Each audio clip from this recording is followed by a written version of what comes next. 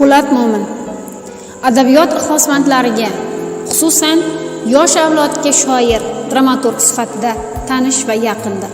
U o'zining quvnoq she'rlari, zavqli qo'shiqlari, qiziqarli doston va ertaklari bilan bolalarning sevimli shoirlaridan biri bo'lib qolgan. U 1922-yil 24-dekabrda Toshkent shahrida tavallud topgan.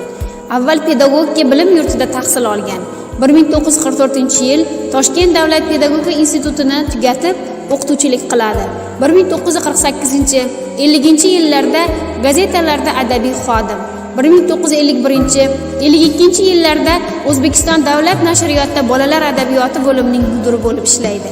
1954-60-yillarda yozuvchilar uyushmasida, 1962-64-yillarda Madaniyat vazirligi qoshidagi san'at ishlari boshqarmasida xizmat qiladi.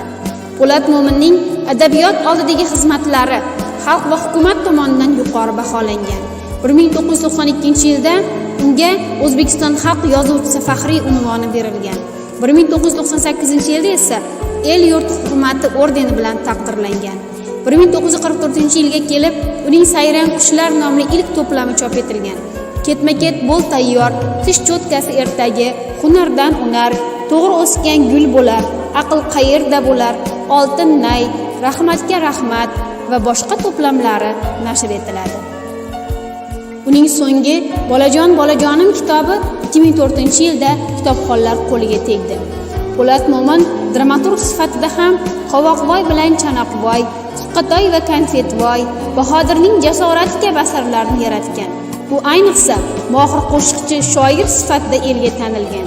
Shoirning Indamadi, Onadir ul onadir, Senga bir gap aytaman kabi o'nlab qo'shiqlari o'zining sodda va ravonligi, musiqiy va xalqchilligi bilan xalqimiz yuragidan o'rin olgan. U mohir tarjimon sifatida Aleksandr Sergeyevich Pushkin, Mayakovskiy, Marshak, Mixalkov, Agniya Barto, Nikolay Nosov asarlarini o'zbek tiliga tarjima qilgan. Po'lat Mo'min 2004-yil 2-mart kuni vafot etgan.